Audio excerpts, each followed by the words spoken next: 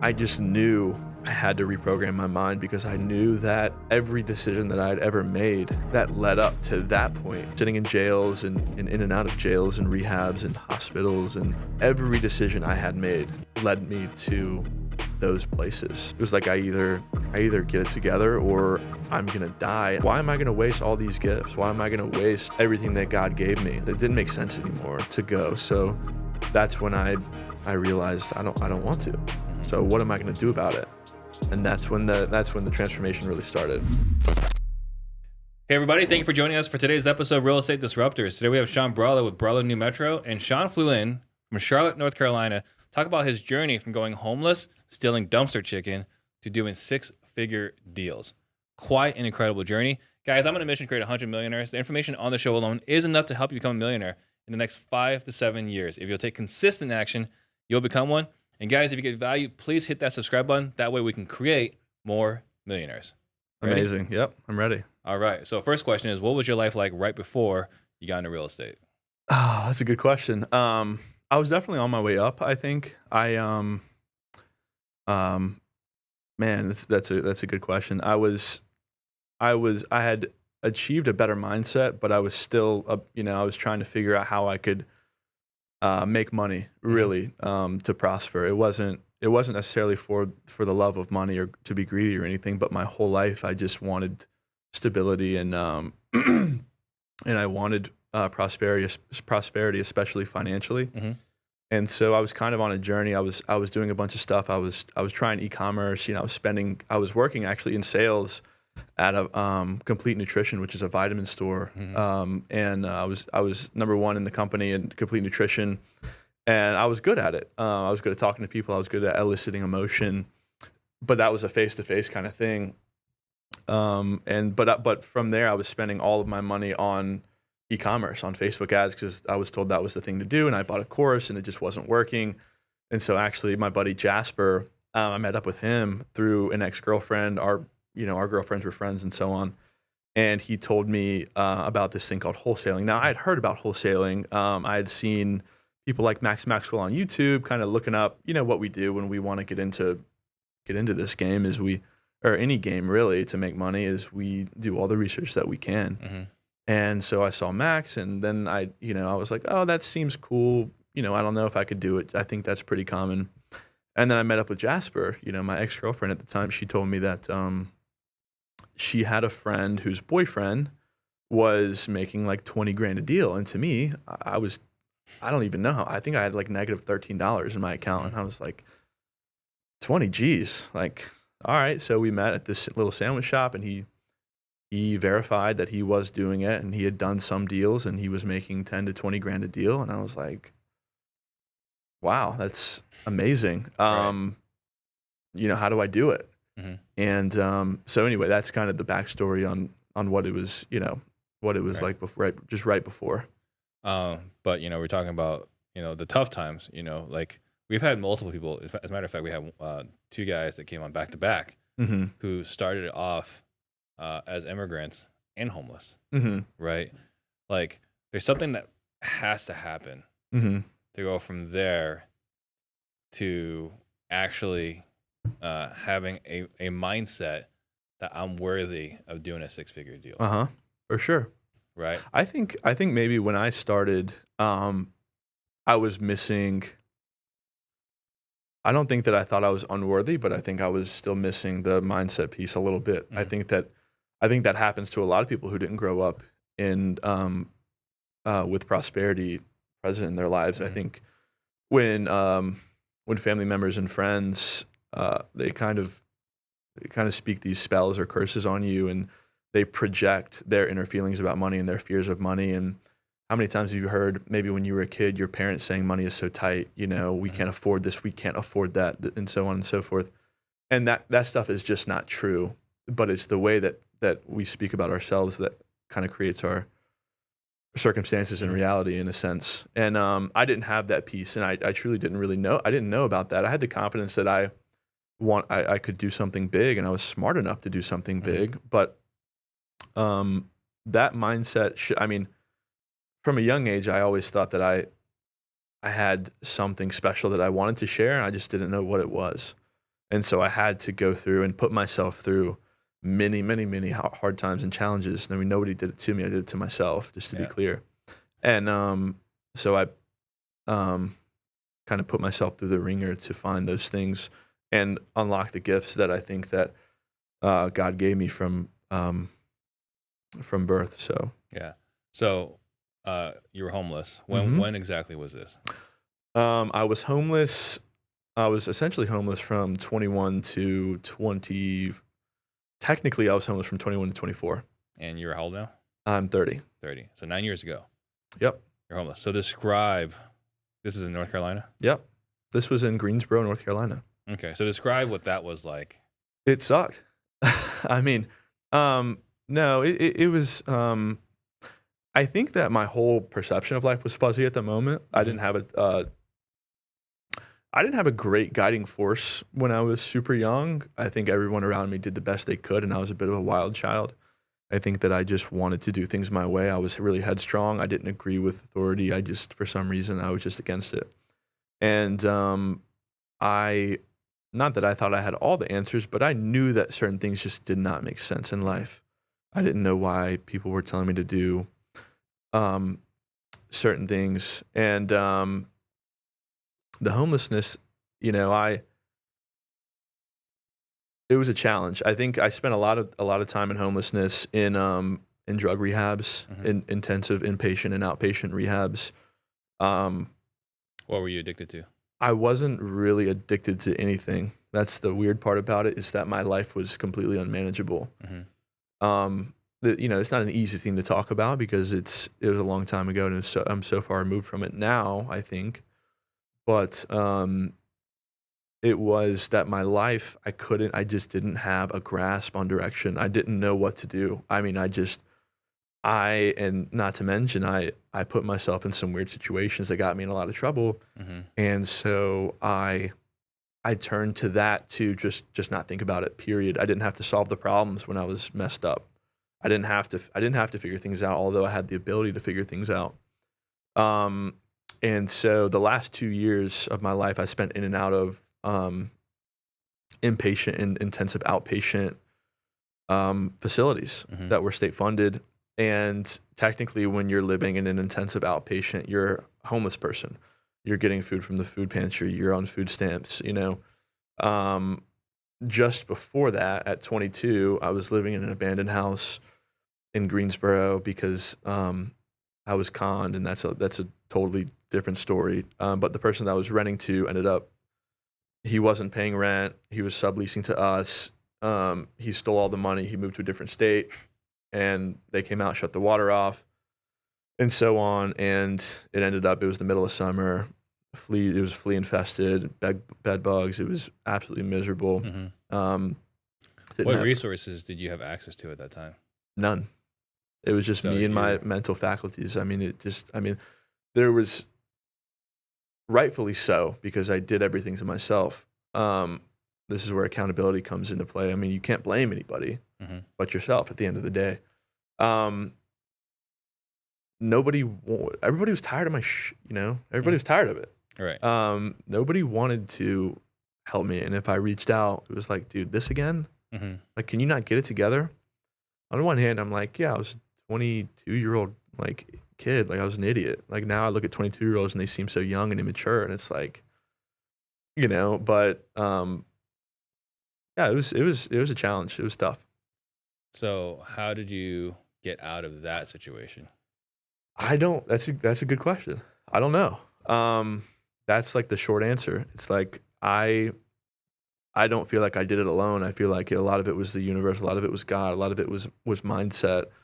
I do remember, and just so you know, a lot of that stuff is fuzzy because of where I was at, the drug and alcohol abuse and so on. But I will say there was a moment of clarity, kind of a burning bush moment, if you will, where I just knew I had to reprogram my mind, because I knew that every decision that I'd ever made that led up to that point, to me sitting in state-funded facilities, which are not fun to go to, by the way, although you'll learn a lot, sitting in jails and in and out of jails and rehabs and hospitals, and every decision I had made led me to those places. Mm-hmm.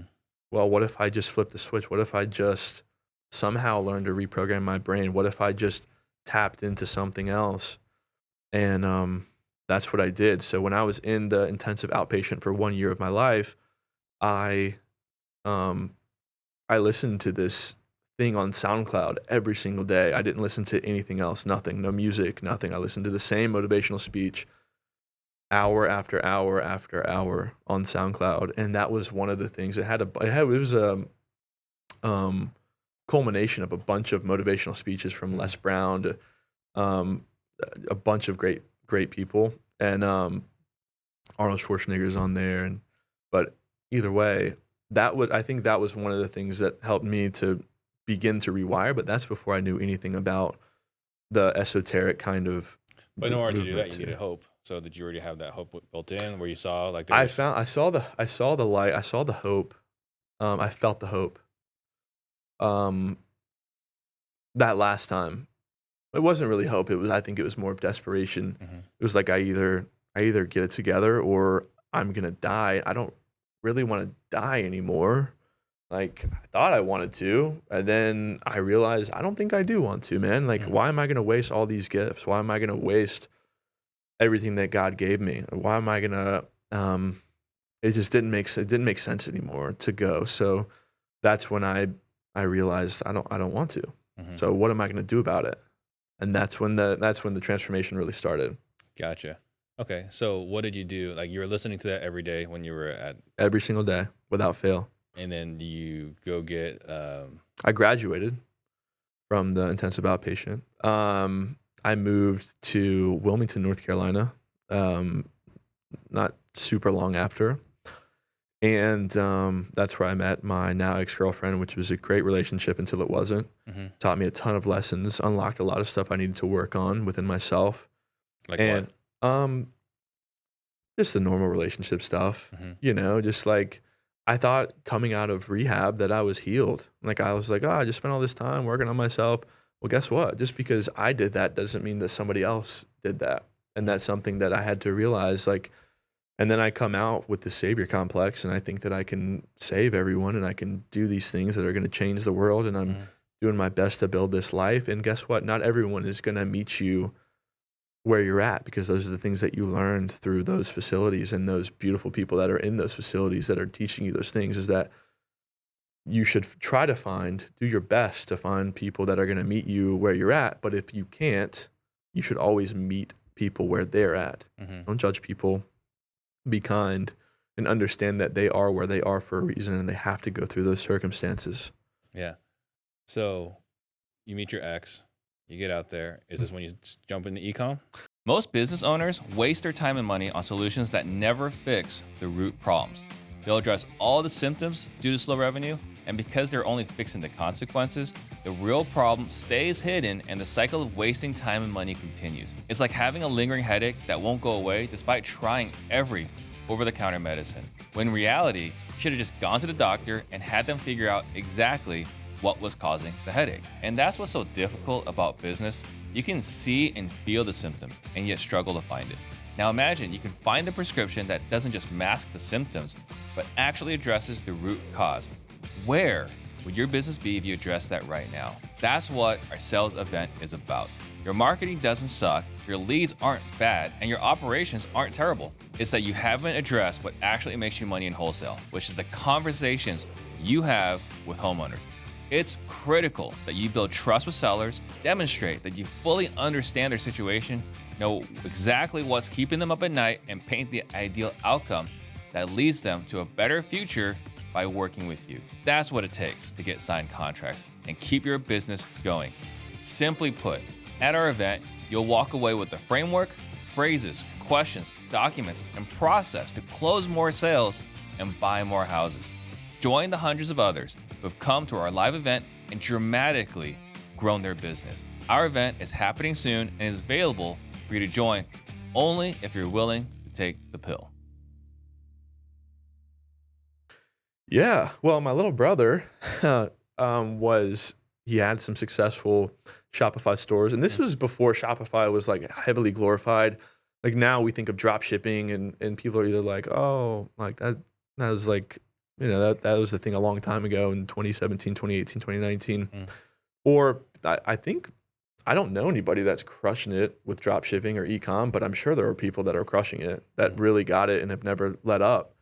But my little brother was doing really well with like makeup palettes, and he told me about it. And again, I'm young. I mean, I'm young. I'm hungry. Relatively young, 24 at the time. And I'm like, dude, well, if you can do it, I can do it. I'm gonna sell some makeup palettes. So I did it. I would spend a lot of my time hunched over. I made my own website and a Shopify website, and I linked everything up and did everything and did all the designs, all the copy, and so on and so forth. It took me a long time to get all that done. And then when I did, I launched, and I just wasn't making any money. And turns out it was all a scam. And I was like, God, dude, I just spent like every dollar basically, aside from like gas money and some food, on this. And what do you mean it was a scam? Well, it wasn't necessarily a scam per se. Like nobody scammed me, but it was just the expectation was here and the reality was here. It was just not like what we were told, what I was told just wasn't true. And in regards to like how much money you're gonna make, what the product was, like what part wasn't true? Yeah, how much money that I was gonna make. Like if I followed these exact steps, like you and I could probably lay out some like 5 to 10 exact steps to getting your first deal. And if someone followed those exact steps and acted in that exact way, they would probably get a deal. Right. And if they didn't follow the steps correctly. I followed all the steps, so I thought, and I just wasn't seeing the return. Yeah. And I just thought, it might just take more time. And so I was willing to invest almost my whole paycheck, at least 80% of my paycheck into it. But that kind of feeds into how I got started into real estate, because I was like burnt out. I was like, dude, was that like Ecom Education? Ecom Education? Is that what you felt that you got scammed? Where did you get scammed exactly along that? The people that were doing it weren't exactly being truthful, and they were pumping out content to make the money they said they were making on e-commerce, if that makes sense. Sure. How is that different than what we're seeing today in real estate? Clarify. What do you mean? People creating content, talking about how much money you can make in drop shipping. And I'm not connected with drop shipping, but I'm sure that kind of stuff still goes on. Whatever you got into. I don't know that it is super different today. Yeah. I think that people, so my opinion on this is that if people are selling courses, you have to ask, number one, why are they selling courses? You don't have to ask that, but it's probably a good idea to ask, why are they selling courses? If you're so successful in this, why would you want to give yourself more work? I'm not a crazy skeptic, and I don't not believe in people, and I don't not believe people, just for clarity, but I do think that there are a lot of people out there that say that they do things, that claim that they do things. And like you and I have discussed, if you ask to show actual bank statements, or you ask to show certain things, they'll either ghost you. They'll say their fire alarm's going off, their building, they have to go all of a sudden. Like, it's just weird. They have very weird excuses. That happened to me kind of recently, by the way. Fire alarm going on? Yeah, it's like, dude, like I'm like asking a very clear question, and you're like, oh, my fire alarm's going off, I got to go. I'm like, whatever. So that's a new one. Yeah, I don't know that there are a lot of differences, man, to be honest, and I think that carries over into real estate as well. Yeah. So talk to me about your how you got your first deal. Well, I met this guy named Jasper through the girlfriends, like we discussed. I met Jasper at a place called Parker and Otis. Shout out Parker and Otis, little sandwich shop in Durham, North Carolina. And we just talked about it, man. I was like, Jasper, like I was wearing some raggedy clothes. Like I was like, looked a mess. I was driving an 02 Civic, and Jasper's kind of got it going on. He's got fresh clothes on. I'm like, wow, that's great. And but also I'm a little older than Jasper, and I looked at him and I was like, God, I can't believe this guy's doing better than me. And but I was happy. Like I was genuinely happy. I was like, this is amazing. I met him there. I was like, tell me about it, and he just unloaded. And it was amazing, because I just wanted to soak it all in and listen. I knew that it was possible, because I knew at that point I'd built up the mindset that if somebody else can do something, it's like the Steve Jobs quote that I might butcher, that it's like, if somebody else can do something, if somebody else is not as smart as you can do something, you should know damn well that you can do it too. Right. It's something along those lines. Mhm. And I'm sorry. The quote is, "People know smarter than you built the world around you." It's like closer to that. Mhm. And you know, that really put things into perspective. So I would see people like Max on YouTube, but I wanted to do the e-commerce thing. And I was like, real estate seems cool, but I don't know. So I met him and he unloaded, like I said, and then he was like, "This is what you got to do, man. Like, if you really want to do this, like, I'll give you access to," I forget what the software was at the time. It still exists. You could like ride around and Deal Machine? Deal Machine. Yeah, it was Deal Machine. I don't use it to this day. But I used his Deal Machine, and he was like, "This is what you have to do. Use my Deal Machine. I'll give you my login. Go around, take pictures of houses, and it'll pull up the information and all this, you know, blah blah." And I was like, "All right, dude, like, I'll give it a shot." So the next day, that was at night when I met with him. The very next day, I was busting my ass in my O2 Civic. Oh, you're an action taker. Oh yeah, dude. I was like, I'm not gonna not do this. Like, and I was like, I just had the faith, man. I really did. I believed that I was going to get a deal. And literally the first house, I mean, I know that it was 2 doors, but I didn't realize it was like a duplex or whatever. But the first house I took a picture of was that duplex. It was that duplex in Durham, North Carolina, in downtown Durham. And I took a bunch of other photos of a bunch of other houses. And then I drove back to Wilmington, North Carolina, where I was living at the time. And I'd actually just got a DUI not too long ago. And so that was looming over my head. And that was another reason why I was taking massive action. I was like, God, I'm broke. I just got a DUI. I'm about to screw my life up again. This is not good. I'm like, when does it end? And well, turns out I started cold calling everybody. He told me to use truepeoplesearch.com, which I'm not affiliated with, but to skip trace for free the numbers. And so I did. I did exactly what Jasper told me to do. And guess what? It worked. The first house that I took a picture of, that duplex, he was like, "Yeah, I don't want to sell that one, but I've got like 30 properties in Durham. If you want to buy this one, sure." And so we it took about 2 weeks. We negotiated price. This whole time I'm like, God, I think this is going to work. I don't know if this is going to work. Like, I don't know what I'm doing. I have no idea what I'm doing. I'm negotiating price with this guy. Whatever. Like, and so 2 weeks go by. He's like, I think we can do this. I think we can make this happen. Call Jasper. Dude, he just said yes. Like, what's next? What's next? Like, send him a contract. I'm like, all right, well, what do I send him? So he lets me log into his DocuSign. He lets me send everything through his DocuSign. Lets me use his contract, which was a pretty janky, like, one pager. Now we only use state forms, but it was a janky one pager. But he signed it, man. And actually, I JV'd it with Jasper, and he found the buyer. We made $6,000, and that was the moment we split it. I think it closed in 2 weeks. It was like that. It was like 5-6 years ago, and it was when we could close stuff in 2 weeks, and it wasn't a problem at all. And yeah, man, when I got that due diligence money deposit, it was like changed my life. I'd never made $1,000 before. Really? I was on food stamps at the time. I was stretching food stamps. I was in a halfway house. I was bad off. Like, I was not doing well. And that $1,000, I mean, I knew my life had changed like forever. It was a very emotional time. I actually remember I was watching your show at the time a lot.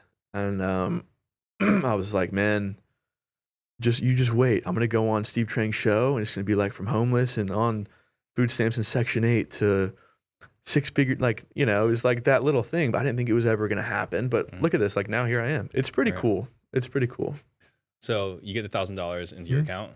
Yeah. Well, I think Jasper got the $2,000 due diligence deposit, and he went ahead and wired me the $1,000. I was like, dude, I need it. Like, pretty bad. So this became real. It became very real, very fast. Right. Proof of concept is here. So, like, and that was in November of 20. 19. So like, what is going through your mind right now? Like When I got the 1,000? I mean, after everything you went through, what's going through your mind now? Man, it was just like I was like a cornucopia of emotions. Like it was just, there were a lot of things that were going through my mind. I think that I felt like I had found something that was a vehicle that could propel me forward. Cause it's not like I wasn't looking. And like I was actively like getting my, what together at the time. I mean, I was actively like pursuing ways to like fix my credit score and like do things that were going to make me a better person generally, I just thought that was it was a vehicle. That's what I thought. Were there any hiccups on that transaction? No, dude, that was a clean transaction. That was clean. Like I was a little like, so I was calling Jasper and I was like, man, are they going to wire the money in like to you? Like, why would they do that? Like, I don't get it. He was like, yeah, dude, I do it all the time. I was like, all right, just let me know, Yeah.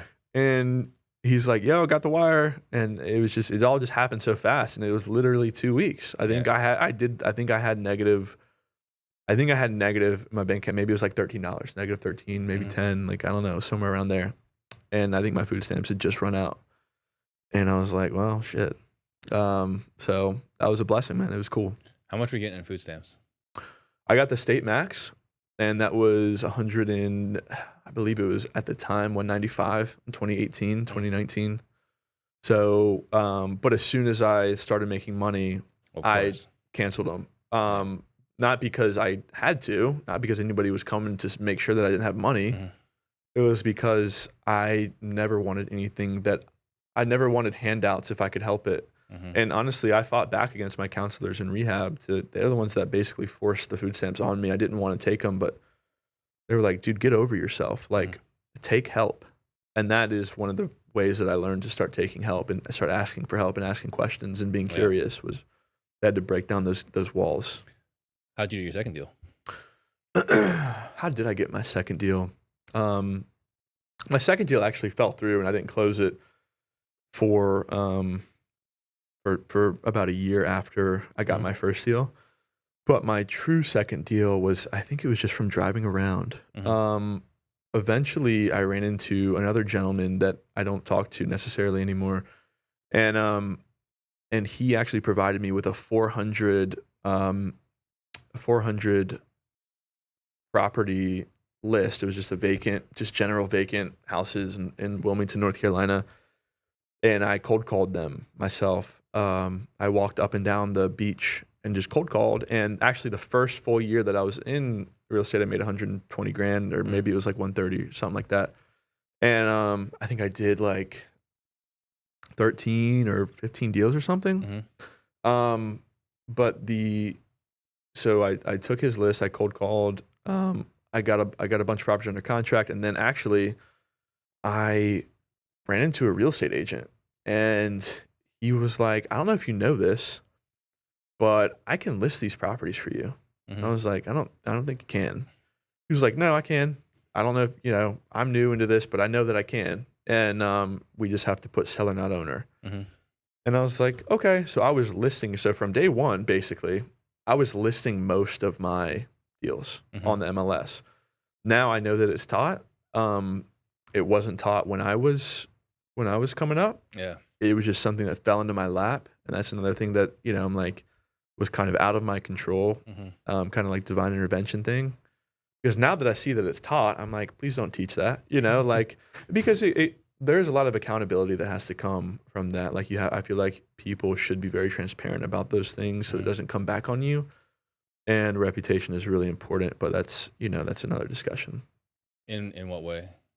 Reputation? No, and like, you're saying it shouldn't be taught. Well, I'm not saying that not that it shouldn't be taught, but it shouldn't be taught so loosely. I think that it should be taught with, kind of with rules. It should be like, listen, in order to do this, like you should have these certain boxes checked. Like you should make sure you've got your documentation in order. You should make sure that you have an attorney that would be willing to back you. Like if anything hits the fan, you've got an attorney, like a friend that you have a relationship with. that will set people straight if Right. somebody calls.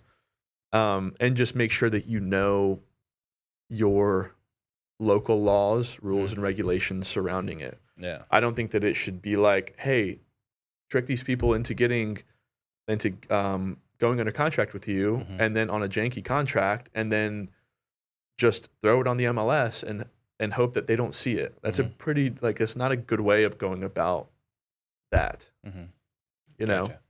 Gotcha. So your first full year, you said 13, 15 deals, something like that. Okay. And that was before the saturation of wholesaling. You say before the saturation. Mm-hmm. For me, it was already saturated. Right? Yeah, maybe. Yeah. My city wasn't. Right. Like we just kind of saw, like, it just gets more and more saturated. Yeah. I mean, COVID probably had a big boost to it, but I think a lot of gurus. But we were doing it before then, right? Yeah. It just kept getting more and more. Assignments have always existed. Yeah. Yeah. Okay. So what were some of the biggest challenges then, in your first year? I mean, to be honest with you, I didn't really have many. Like my first year was super smooth. I don't think I had any cancellations. Oh, that's a lie. I had one cancellation, but he was a little bit of a crazy person anyway. And it was a really smooth first year. I was super hungry throughout the year. I think I was on a track where every 2 or 3 weeks I was closing a deal, and that was really cool because like every 2 or 3 weeks I had these big checks coming in, and it was like totally new world for me. I guess one of the challenges was mindset and not knowing how to manage money, having a low credit score, and just not knowing what to do with what I was like. It was like, wow, I have all these blessings, I have all this money coming in, but it's like I watched a Max Maxwell podcast one time, and this kid goes, well, yeah, I just made 30 G's on a deal, but what do I do with it? And that's like kind of how I felt. It's like, what do I do with all this freaking money? So that was a pretty big challenge. So what was the answer to that question? Mindset. Yeah. Mindset, money management. So were you doing all your deals with Jasper? Were you doing deals on your own? No, on my own. Me and Jasper, we have not stopped doing deals together to this day, 6 years later. I think we're both on our 6th year. He might be on his 7th. But no, he was doing his thing in the Triangle. I was doing my thing in Wilmington primarily and almost solely. And we would meet up. If I found a deal in the Triangle, I'd give it to him. But no, it was me and my agent, who I still work with to this day. Relationships are very important in this business. Yeah, that was it. Gotcha. So, one of the things that you and I talked about prior to the show is like you want to make it so that people that are newer you want them to know, like, the opportunities available. Yes. So what is your what message are you trying to spread? That abundance isn't limited to the people that you see that are billionaires today. That abundance is everywhere in nature. If you look, I mean, the tree doesn't think that it's limited. The tree will grow as high as it and as big and as tall as it possibly can, because that's the way that nature is designed, and that's the way that humans are designed too. Like everything on this earth is here for you if you believe that it is, and you can have anything you want. You see the Lamborghini Urus, you see somebody that is your age driving the Lamborghini Urus. Why can they do it and you can't? Mindset. Right. It is a belief. That is what I really want everyone to truly believe for themselves. And I think that's one of the greatest challenges, right? Because I believe in the same thing as well. So what is your plan to get that message across, get that message out there? Well, this is the start of it. This is the start of it. I don't necessarily have a plan. This is one of those things that it wasn't necessarily planned, and I think that if I have enough demand, then I'll continue to try to spread that message as best I can. I'll do my best anyway. I just want to spread the message of hope. I mean, I just want to spread the message of if you're stuck somewhere and you don't believe that something can happen for you and that you can prosper and you can have the things that you want, the material things, but also the mental things, the physical things, the physical health. Like if you want the relationships, if you want, that's all prosperity driven. Right. And that is something that I really want people to understand and believe in. Like you don't have to do real estate. Like you don't have to do real estate. There's a number of things you can be successful in. Real estate is, in my opinion, and especially right now, one of the best things and one of the best vehicles for initial prosperity, but it's not the only thing. Right. So let's talk about mindset then, right? The subconscious mind. Mm-hmm. So then, for someone that's listening who hasn't done their first deal, let me take a step back here. So we do a lot of coaching, right? Yeah. We've helped a lot of people over the years. We've hundreds, thousands of people that have come through that we worked with, right? My greatest challenge is getting someone from 0 to 1. I can get you from 1 to 5. I can get you from 5 to 10. I can get you to 10 to 30. I can get you from 30 to 70. Maybe not 100, right? But like if you've done a deal, I can help you grow and scale because I've done all those other things. Yeah. 0 to 1. It's the toughest. It's the hardest. And I have not been able to do that at scale. I can do it one-on-one and like a lot of work. Yeah. But that's not, not to be, no pun intended, it's not scalable. So for myself. So what do you tell someone to get from 0 to 1? You spent countless weeks going back and forth with a homeowner only to lose a deal because the seller changed their mind, another wholesaler made an unreasonable offer, or what the seller needs from the sale, you just can't pay. Now imagine you've got the ultimate control on a property that you just locked up, meaning you're on title and every decision has to go through you, eliminating virtually every external threat. That's why the installment method was created. Through installment payments, you have full control of the property as your name is now on the title. Any decision the seller wants to make now has to be approved by you. No longer can they pull out equity, go with another buyer, or change their mind. Imagine combining the best of creative finance with the flexibility of marketing the property on the MLS to collect the most amount of revenue possible, all while having total control of the property. This is just the tip of the iceberg. The concept here is simple, but implementing is challenging. So visit wholesale2024.com to learn more so that you'll never have another deal blow up. I think, not that my model, like I don't make any warranties or claims that my way is the best way, because it's probably not the best way. But I think, just understanding that you're broken down and that if somebody, I've had tons of people come into my life and say they want what I have now. I think a lot of us have. I want what you have. Like, how do you do what you do? But they're not willing to listen. When you start talking about real estate, you start talking about things, they start yawning. That's a pretty clear-cut sign that they're not interested. Yeah. You start telling a story and someone yawns, like they don't care. And so it's number one, it's finding the people that are either broken down enough or that they truly want it. They truly want it. Because if you really want it, you'll get it.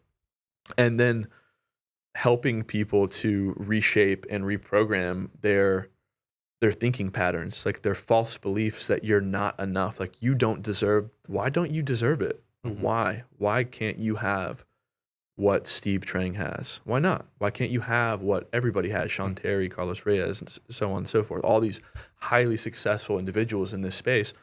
Why can you not have that? The Pace Morbies and so on. You can. There is no reason. The excuses you tell yourself, they're not true.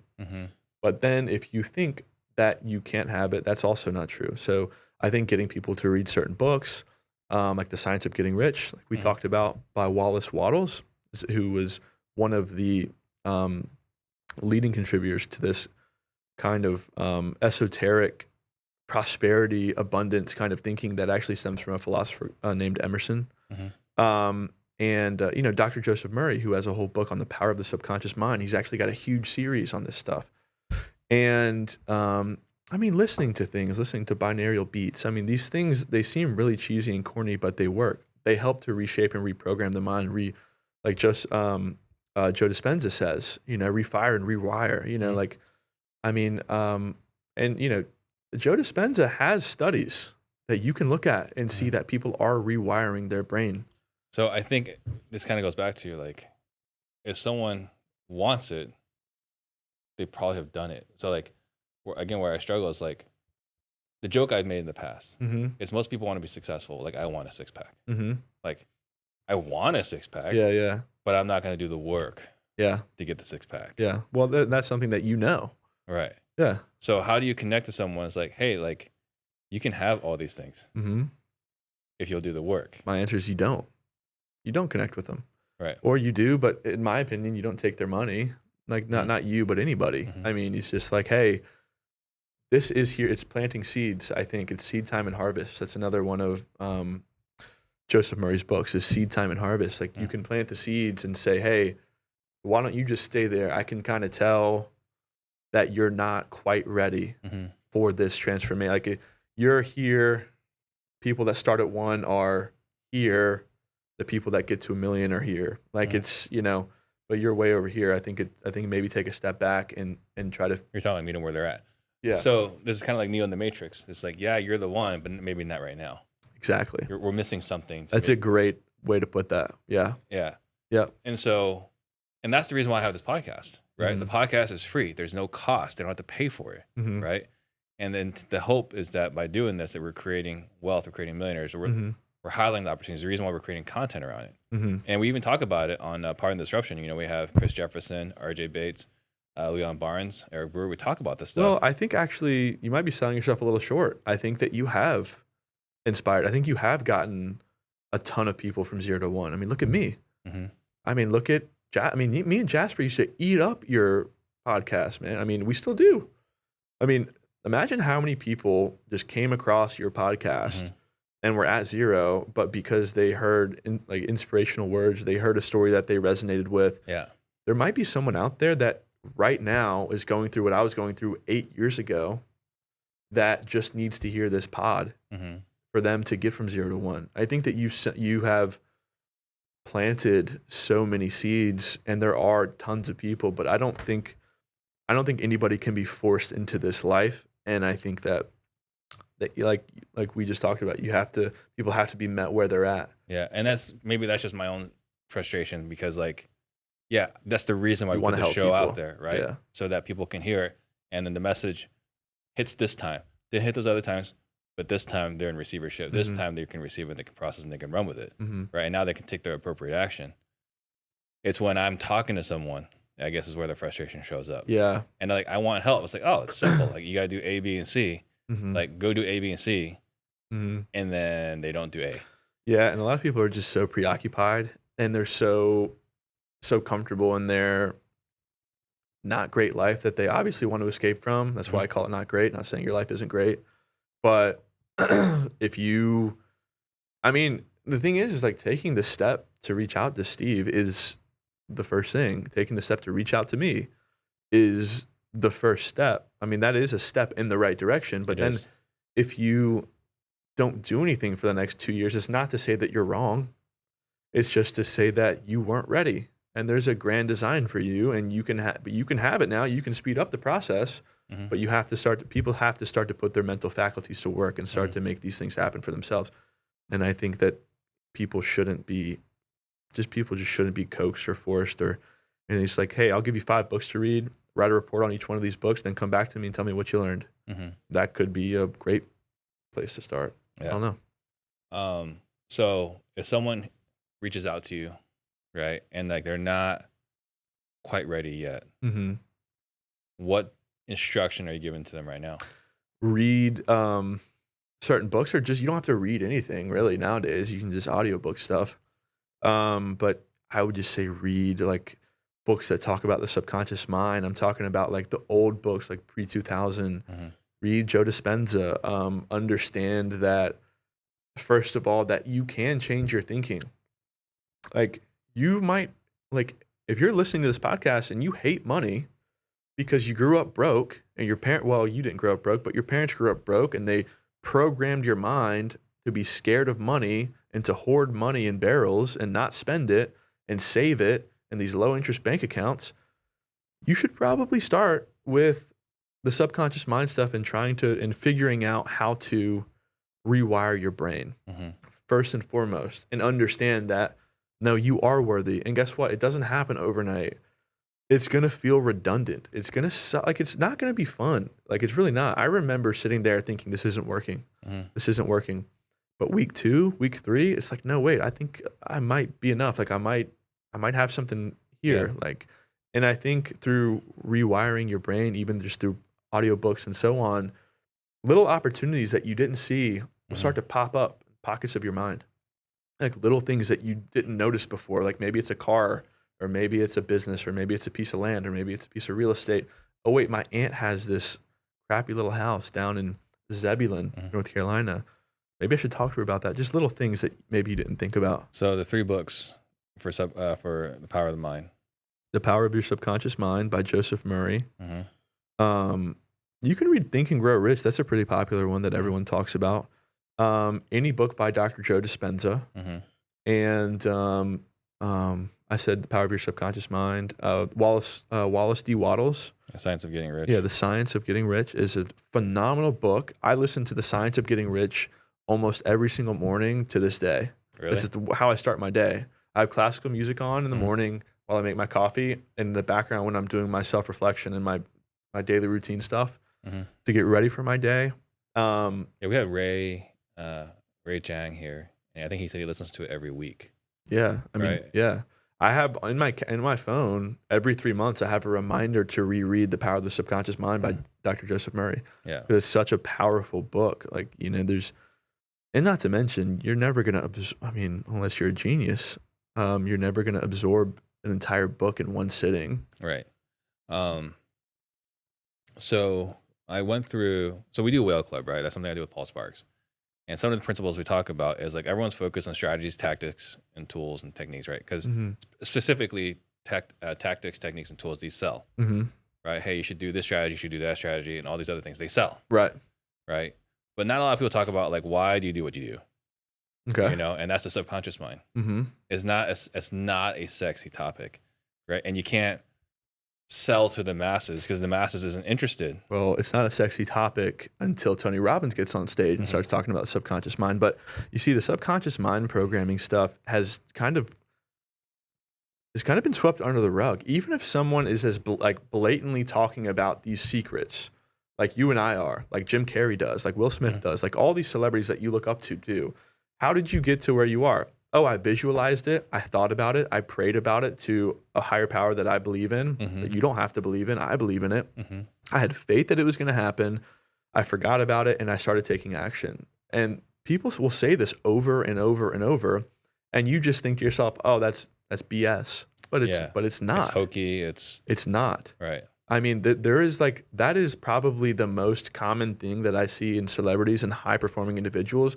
Look at Jeff Bezos. Look at Steve Jobs. These people that have created these unbelievable companies. Rest in peace, Steve Jobs, my boy. These people had grand visions for these companies. You think that, like, how do you think they achieved that? You think it was just all through their physical, like through the flesh and their brain? Can't be. Yeah. Like what I have done is way too much of an undertaking to think that I could have just achieved it through the flesh. I don't think there's any way. Well, there has to be belief. There has to be faith. And there has to be the energy. Right. Like I remember hearing about The Secret, right? You know, I want to say like 2007. I was like, really? You're just gonna put a vision board together and like it's just gonna magically happen. Yeah. Right. Now what they don't talk about when everyone's talking about is like you have to put the vision and then you have to put action to go in that direction. Right. But when you put it that way, that's true. That people do say it. It's just dismissed. Everybody says it. Yeah. If you pay attention, everybody says it. Tony Robbins has been teaching this stuff for how long has he been teaching stuff? Forever. I think as long as I've been alive. That's what I'm saying. Like. He's like, the guy just won't go away. And he's been teaching this. Like he's literally like some of his earliest lectures, like he was telling people like your subconscious mind is how you achieve the things that you want to achieve. It's all through belief. He's probably still makes people walk on coals to this day. Yeah, he does. Yeah, and like, was it The Power of Positive Thinking? Or I think Power of Positive Thinking. I think it was the book that I went through. Great or book. program, right? It's a 30-day program, and yeah, it's about having faith in yourself Mm-hmm. and taking action. Mm-hmm. So that's a great point. I didn't really think about it that way, because maybe just because now I'm more receptive to it, now Mm-hmm.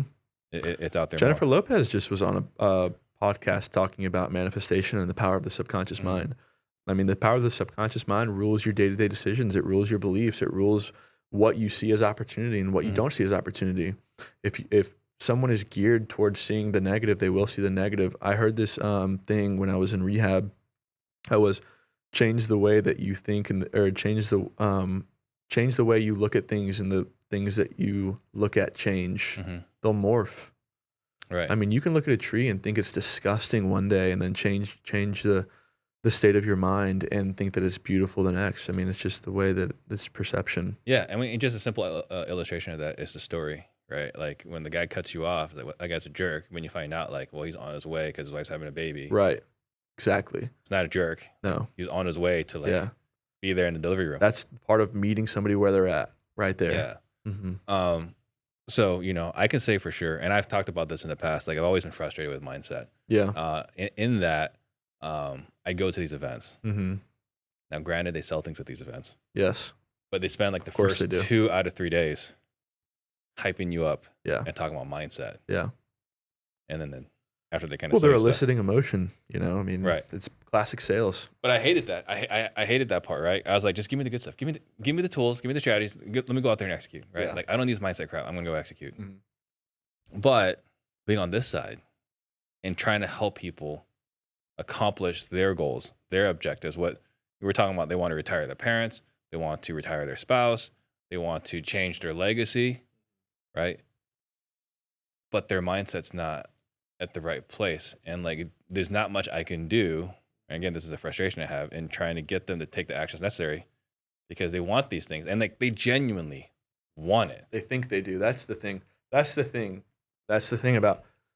about want, is that sometimes people think that they want certain things, but if they really wanted those things, they would have done those things. Mm-hmm. It's like, I forget how many billionaires are in the world now, but it's like a lot. Hundreds of billionaires. I think there's might be a couple trillionaires now, but it's wild. I mean, it's like, why can they have these things and you can't? It's just a matter of will. Like at that point, it's willpower. It's willpower. It's accountability. It's knowing when you are 100% wrong.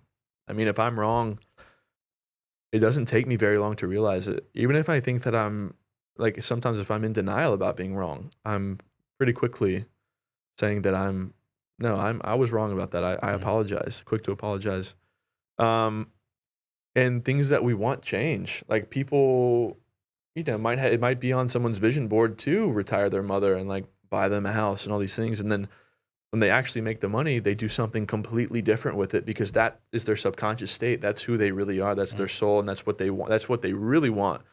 Now, if they do all those things and then they realize like that wasn't the right direction, I actually do want to retire my mom. Like, I apologize for blowing all this money and so on and whatever I did.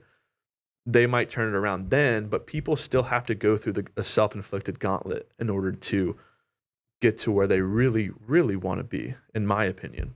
I've never heard that term before, the self-inflicted gauntlet. Mm-hmm. You want to elaborate on that? Self-inflicted gauntlet is, I think that a lot of high performers, something that a lot of high performers have been through, a set of challenges that we've imposed on ourselves, and I think that the universe throws our way, that helps us define ourselves. And the universe will, if you say that you want something, the universe will test you, make sure that you really want it. Mm-hmm. If you say, if I say I'm going to make $1 million in assignment fees this year, well, it might not be this year. You might go through a year of tests to make sure that you can even do your first deal. You might have 20 deals that could have netted you $1 million, all fall through. But then that if you stick with it, you might quit. The universe is like, hey, do you really want this? Mm-hmm. The following year, you might get it. Right. Because you have to go through a gauntlet. You might make a bunch of bad decisions on your way to doing something great.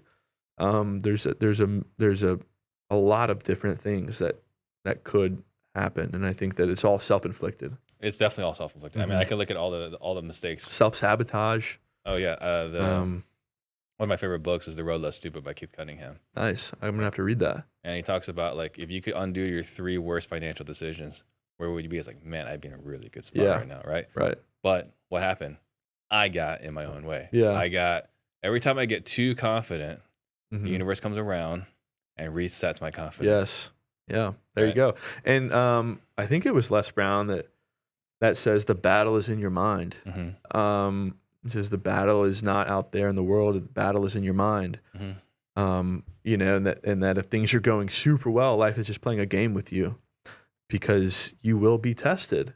And when those days come, you're going to have to fight sometimes to hold on to your sanity and hold on to your mind, hold on to the good things that one may have achieved for themselves and all the bliss that they might have.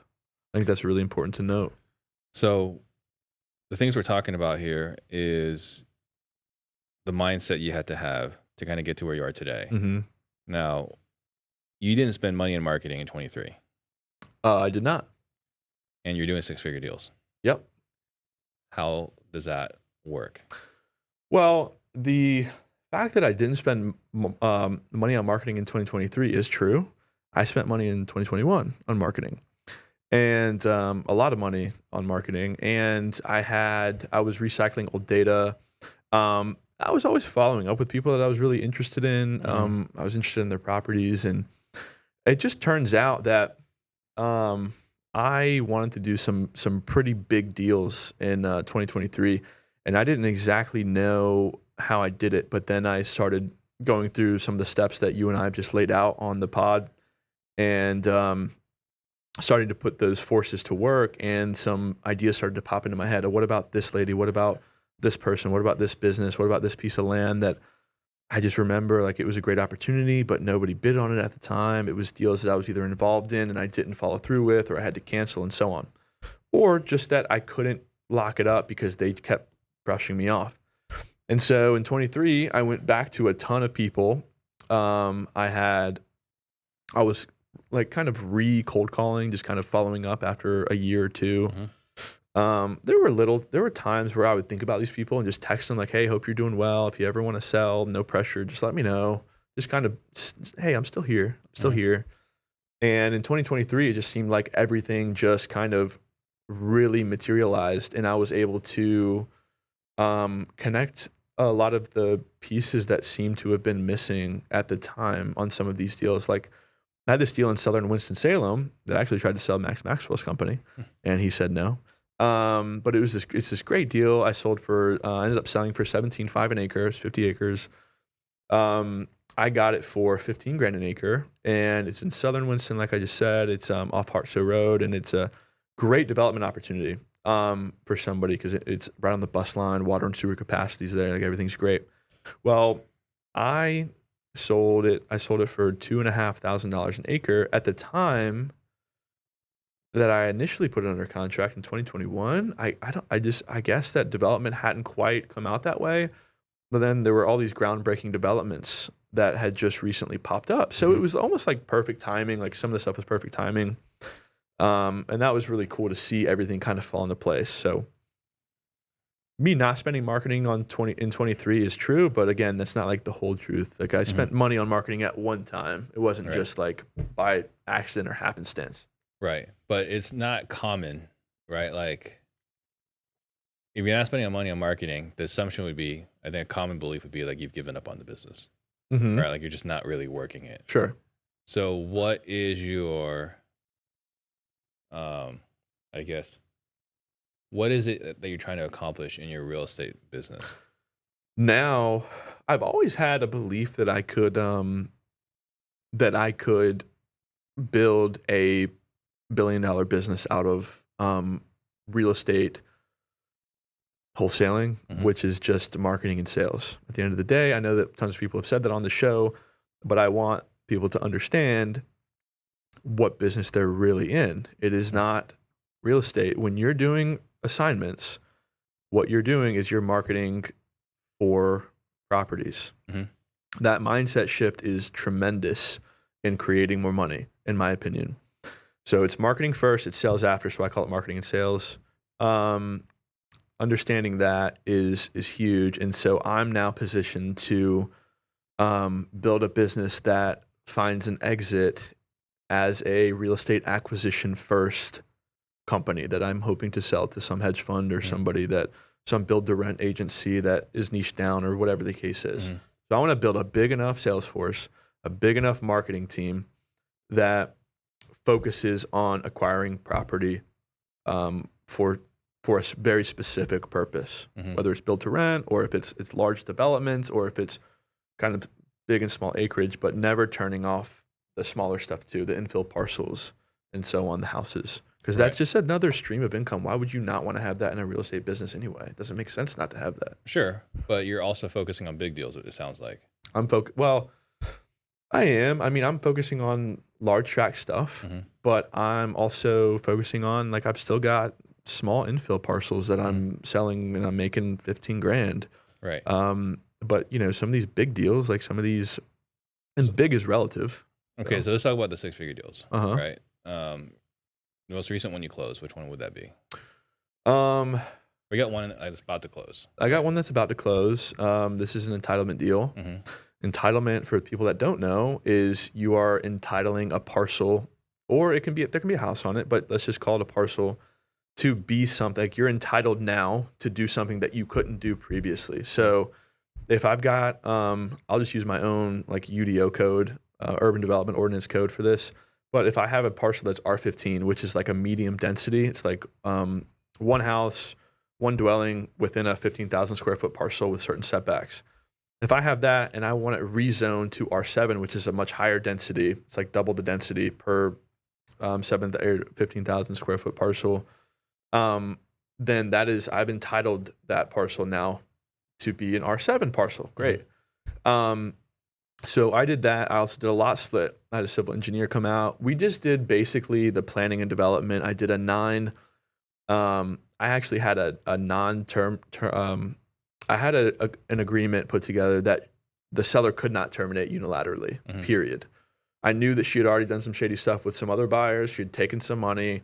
I wasn't gonna let that happen. I was like, hey, if we terminate, it has to be on common ground. Like, I have to give up, basically. As a bilateral agreement. Yes, like you cannot unilaterally terminate, period. So we end up giving her like 30 grand in due diligence money, or 26 grand in due diligence money. We spent another 5 grand getting it entitled. Now it's been 9 months and we just got a B2C contract. We're going to make $185,000 on this property that we never had more exposure than 30 grand in the market. And most of it just went to her to let us freaking keep going because we wanted to make her happy. Never had to take anything down. We didn't have to take down the total purchase price. We had no crazy market exposure. How did you source that deal? That was from a 2021. That was from 2021. Actually, she had another parcel in Carolina Beach that she promised me that she ended up selling to her neighbor. And I was like, all right, well, that's fine, but sell me the next one. And so it took me 2 years of follow-up essentially to get her to just go under contract. And then once she agreed to go under contract, guess what? It took another 4 months of follow-up to get it under contract. It's a nightmare. Yeah. Nightmare. What about your other ones? But I love it. My other ones, I mean, I've got a deal right now. I've got a 182 acre deal up in the Triangle. I don't want to say exactly where it is. That's going to probably be the biggest deal that's the biggest deal I'm ever going to do to date. That is a $1.8 million deal. There's a deal that I did that I really want to talk about, the one in Winston. That one was $125,000, and that deal is coming due this Friday. So I leave here tomorrow, and then the next day I'll have my final payment from that. But that was actually an installment. That is an assignment, which I don't do a lot of assignments anymore, but that one was an assignment because, kind of like you, more recently, we did something creative where they didn't really want to. I mean, when you're talking about an entitlement deal and you're talking about engineering plans and land developers want to do stuff in phases, I just said, okay, well, I'll finance you this $125,000 deal over the course of a year, but no longer than a year and no shorter than a year. So I'll take essentially $6,750 per month, thus creating kind of a passive income stream. on this deal, but he paid it to me quarterly. So 20 grand every 3 months. And then the last one will be 47.5. So really it's 127.5. Yeah, exactly. A balloon payment at the end. Yeah. In order for him to be able to do it. But, you know, but for everyone to understand, right? Mm-hmm. You collected an assignment fee over time. Yes. So you sold him the property. Yep. Well, it's assigned. Yeah. It's assigned. You assign him the property. Mm-hmm. When does he get ownership? He gets ownership like whenever he wants to close, essentially. So once my assignment is paid out, then I'm novated. I'm off the deal. Mm-hmm. Like I'm not. I step completely out of the contract, and now it's his. Now he can go direct to the seller. Right. Before. So why would he pay you over time versus paying you? Just less market exposure. Mm-hmm. He didn't want to pay the full 125 at once, and plus he's a builder, developer, and he's got projects, he's got closings. It's, you know, you probably just wanted to spread it out, and I don't have a problem with it. I'd rather get 20 grand a quarter and have that on my books rather than get a big fat chunk. You know, I think it looks better. Yeah, I mean that's something you and I talked about before the show started. Like, I have one right here where we just closed, where we got half the assignment fee when they bought it from us. That's really cool. And the other half of the assignment fee when they're done with the flip, because they couldn't make the numbers work at our price. Mm-hmm. And we could have just gone and said, well, we'll just reduce our fee. Mm-hmm. No, let's not start there. No. Let's just collect what we can today. Yeah. And you pay us the rest later. And they agreed to it.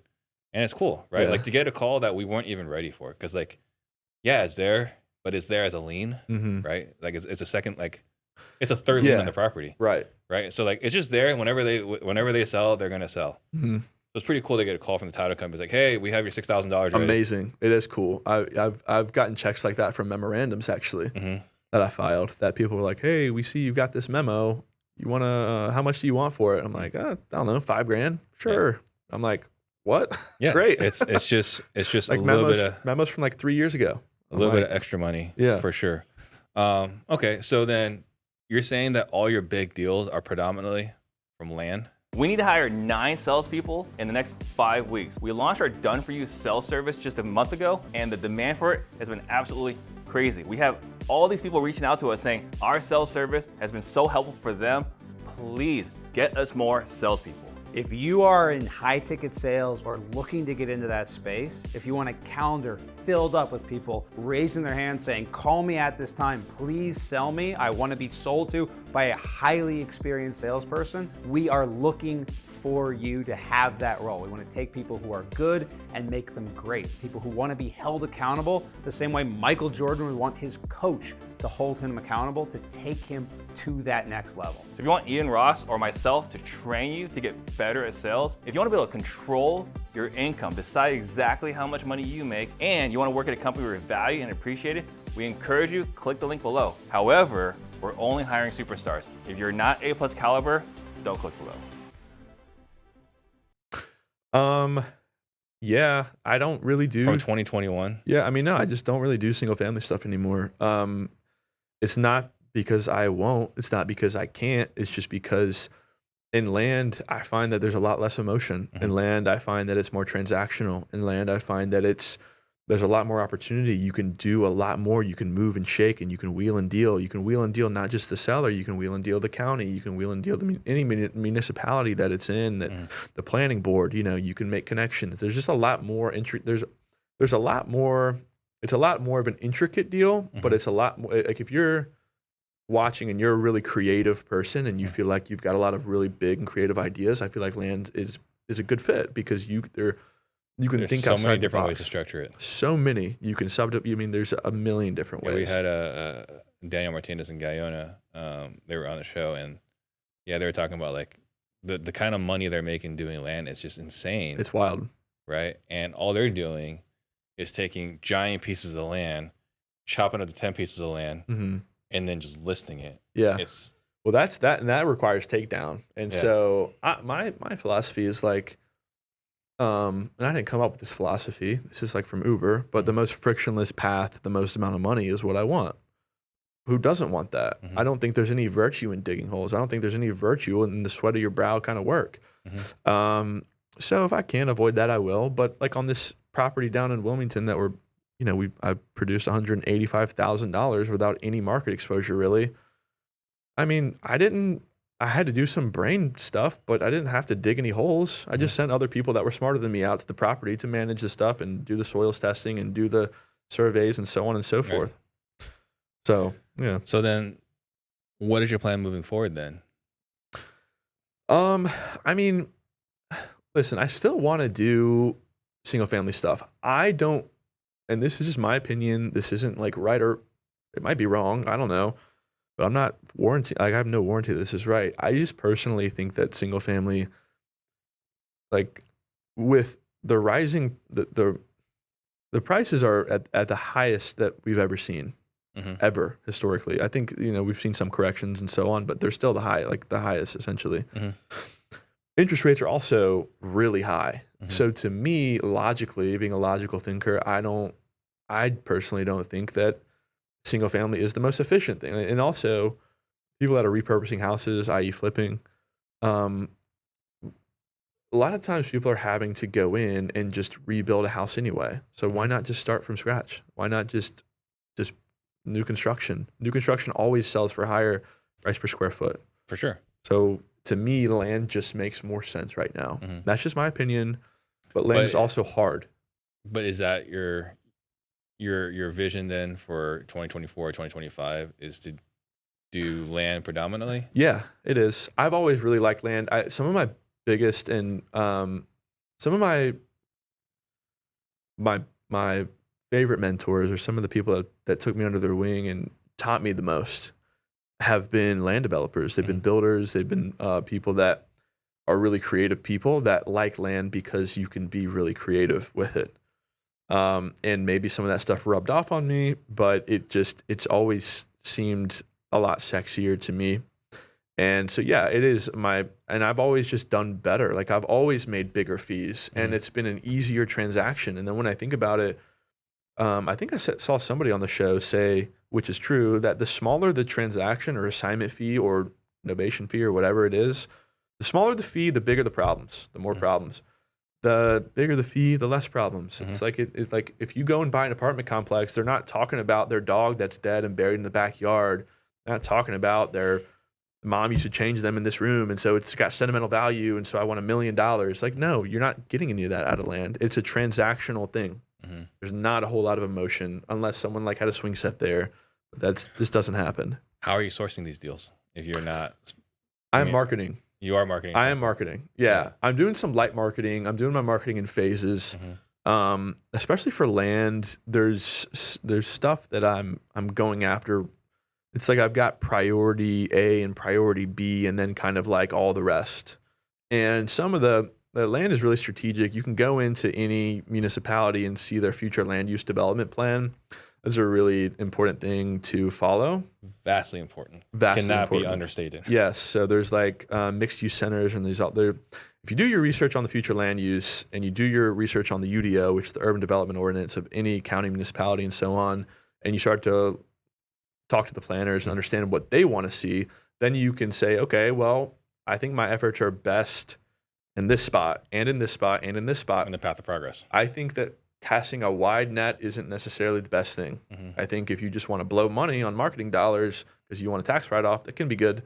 But for me, I want a pretty straight shot. I want a sniper. I want to be a sniper. I don't want to be a fisherman, basically. If that makes sense. It makes total sense. So yeah, I mean, for everyone that's watching, right? Like, the cities don't move fast. They move pretty slow. Like, you can see what their 10-year plan is for the city. So, and they have maps, and they have they literally say, "Hey, please do this for us." Yeah, it's color coded. Yeah, it's color coded. Like, it's like a kindergartner can read it and be like, "Oh, it makes sense, like a lot of sense." Yeah. Okay, so your plan then is to, are you going to be? Because I heard you talk about you want to hire a bunch of people so that you can build to rent to the funds, perhaps, but you're also what it appears to be a solopreneur. So right now I'm a bit of a solopreneur, not really. I've got some employees now. A lot of them are most of them are VAs, but I'm doing primarily all the closing stuff right now, and I'm doing most of the disposition stuff. Now, just because I'm a solopreneur, buzzword, doesn't mean that I'm alone. I've got a amazing team of friends. Like if you and I wanted to do deals after this, I would consider you a teammate. My attorney is like one of my best friends through real estate, by the way, that is a hugely important to my operation. You know, his team is like my team, transaction coordination and so on. I've got my real estate agents in the respective markets that will kill for me, basically, because I've been loyal to these people for 6 years now, and we've all made a ton of money together. And you know what, money kind of buys loyalty in a way, but guess what? They can provide for their families, and like it's all like we're all winning together, and that's really important. So it's not that I'm like at this on my own. I've made some amazing friends. Like we've got a friend here that I brought that is like one of my best friends through this, you know, through this lifestyle, through real estate. So yeah, I mean, it's cool. We were talking earlier about how hard it is to get someone from 0 to 1 to take action. Yeah. Right. And really it's either the lack of belief or so on. Another challenge from someone going from 0 to 1 is this desire to know everything. Yeah, you got to stop that. And overeducating. So the result's the same. It's hard to go from 0 to 1, but it shows up differently. So like, how does someone that's like spending all the money, like, I mean, I've heard stories of people spending 6 figures on education. Yeah. Without ever picking up the phone. Yeah. Yeah. Yeah. So you want to know, like, how do you get through to those people? The old saying, keep it simple, stupid. Like, just stop. I mean, like if you've spent more than 20 grand if you've spent like more than $1,000 on courses and you haven't gotten your first deal, like, do they not? I don't know if people don't realize that there's all these free resources out here. There's this podcast. There's a ton of content on YouTube now. I mean, like you can still educate, but the more important thing is like go outside, go for a walk, take pictures of houses. Like there's all these action steps that you can take that are free. And truthfully, you don't need any of these softwares either. Like you don't need them. They're helpful. You don't need them to get your first deal. I just really want to emphasize that. Yeah, I mean, it's like analysis paralysis. It's like overeducation. I'm getting so much information. Like there's all these gurus. There's all these people that are talking about this and then, but for everyone that talks about subject A, there's a person here that's against it. You know, so whoever's for it, there's this person that's against it, and it's like conflicting messaging, and I think that's really hard for us. But I just say stop and just start doing stuff. What game are we really playing? What game are we really playing? That is, you know, to me, we kind of went over that where it's this assignment game.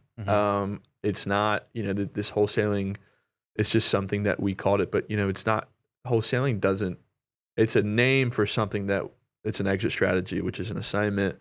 But wholesaling doesn't actually exist unless you're a regional home builder. If you know, the only way you can wholesale a house truly, and I want people to really know this, is that just because I want people to be able to identify their business. Like I'm tired of people thinking they're in wholesale real estate because they're not in real estate if you're just marketing and sales and then you're selling your product, which is a secondhand property, to an end buyer. So the game we're really playing is marketing and sales. Wholesaling is reserved for t-shirt companies and regional home builders that will sell off 10% of their product to rental companies or like Vanguard, BlackRock for proof of concept that it's slightly above cost. So that's the definition of wholesaling is producing something and then selling it at or slightly above cost for proof of concept. That's what it is. So I think that is something that is vastly important for people to understand. Gotcha. So what is your why right now? My why has been fairly consistent. I mean, my why definitely stems from where I come from. My why is, I mean, it's kind of a tough question, but it's a comeback story. I mean, my why is it's kind of bigger than I can articulate. It's like I started at this place that was so low, and not only do I never want to go back there, I don't think it's possible for me to go back there given the knowledge. I think if I lost everything today, I know exactly I can get it back if I just shift my mind back to the right place.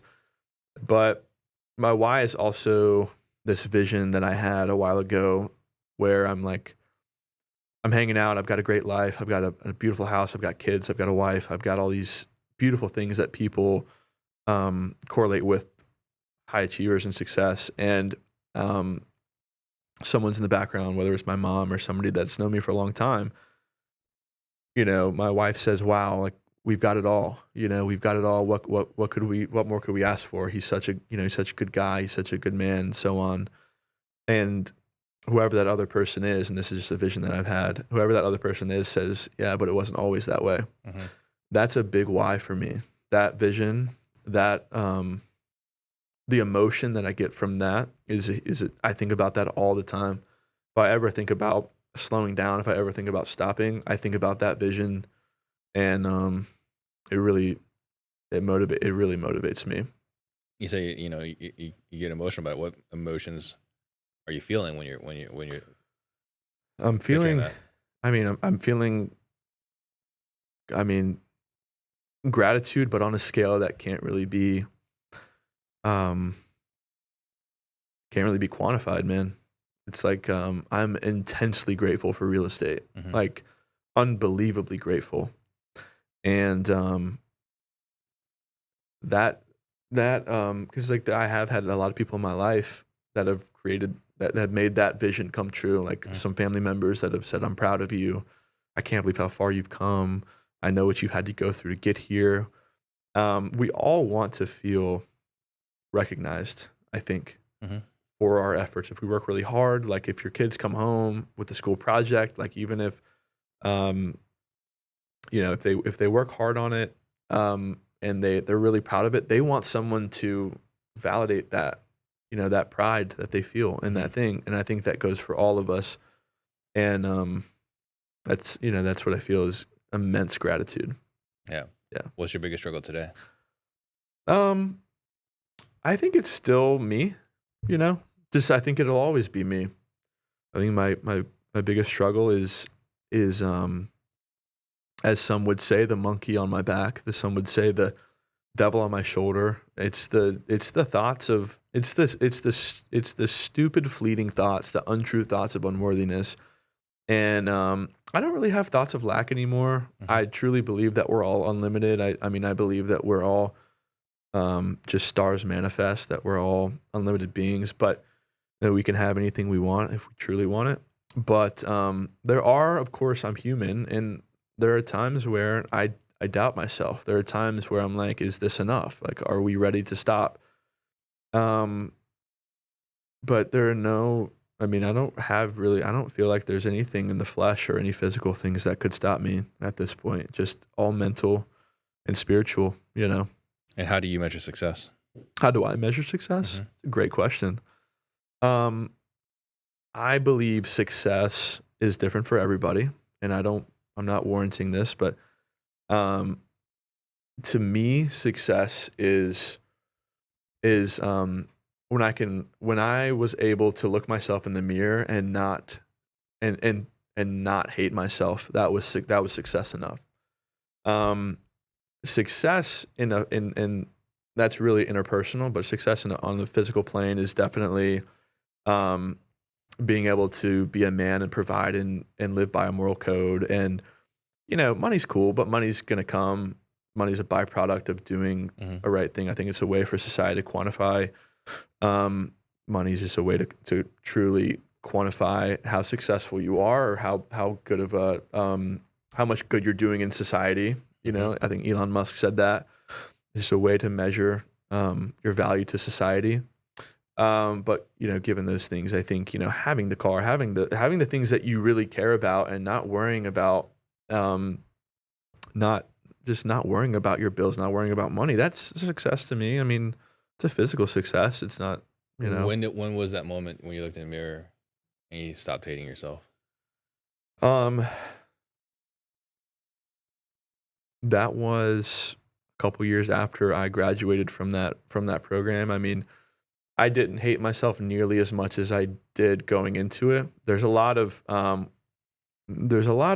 self-loathing and shame and guilt that people tend to have to get over in those programs, and I certainly had to. And I worked on it really hard, and I didn't, like I said, I didn't hate myself nearly as much when I left. But it's not to say that I didn't truly love myself. I always said I wouldn't want to date me. You know, like, why would anybody want to, like, I wouldn't want to date me. Like, I'm not doing great right now. I can't be a provider and so on. So when I was able to start to truly live by a moral code, and I'm not perfect by any means, but when I started to create goals and live by a true code as a man and set values and set boundaries, and I became truly proud of myself for the first time, that's when I stopped hating myself. And that's when I knew I began to start loving myself. If that makes sense. Makes total sense. We had Brad Chandler in the show some time ago, and he talks a lot about self-love. Like, that's one of the things that, like, we have not given ourselves permission to love ourselves. And then, you know, we're talking about Joe Dispenza. I was going through Breaking the Habit of Being Yourself, and he talks about, I bought the physical book after listening to it. Great book. For chapter 7, where he talks about, like, the evolution, right? Like, the first layer you got to get through is, like, am I worthy? Am I good enough? Yeah. But the last layer is getting rid of all the shame and guilt. Those are tough layers to break. And I think that's where a lot of the kind of the reprogramming aspect comes in. And like I said earlier, it's going to be hard. Yeah. You're going to have to redundantly listen to these things. And like at night, listen, like there's all this stuff on YouTube. If you have YouTube Red or the unlimited thing, you can listen to stuff without ads. And one big hack that I can give, I don't know if anyone's ever said this on the show, but at night, your subconscious is most active when you're sleeping. You know, you're not processing the physical world. So your conscious mind is not awake. It's your subconscious. If one will listen to I am worthy affirmations, if they're not feeling worthy, or they listen to wealth affirmations that have subsequently binaural beats in them while they're sleeping, that will seep directly into the subconscious mind. And when you wake up, a lot of times you'll be happier. You'll just feel a little bit better. It'll be more of a pep in your step. And that is, according to Joe Dispenza in his research that he's done extensively, as you know, that is one of the most effective ways to refire and rewire the mind. And it's worked for me. It works for me. It does. Yeah. What is your superpower? My superpower, I think, is empathy, and I think that has come from being in the multiple,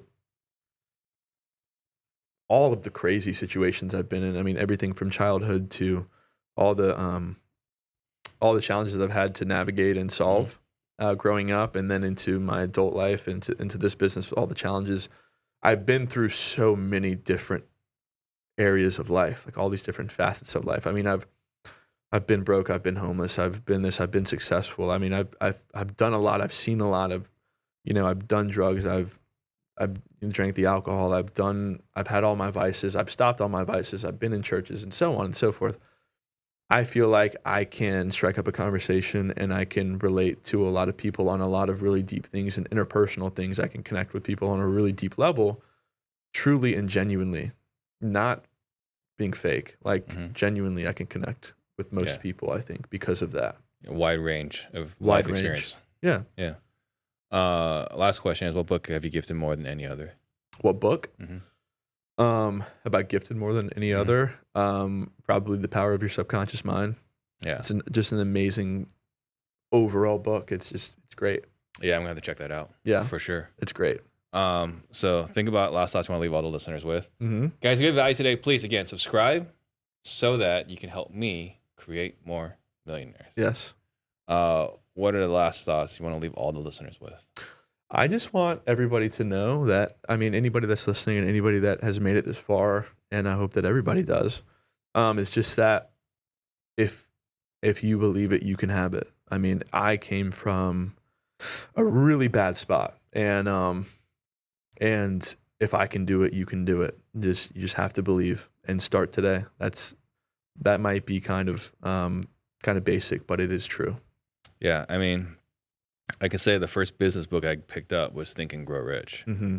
And, you know, like you look at all the top CEOs, they have 2 books, Mm-hmm. right? Maybe not today anymore, given the way things are, but historically, Yeah. Think and Grow Rich Mm-hmm. and the Bible, Yeah. right? Those are the 2 His faith. books Mhm. that most top performing CEOs have in their library. Mm-hmm. And it doesn't matter if your faith is in the God of my understanding, Steve's understanding, or your own understanding.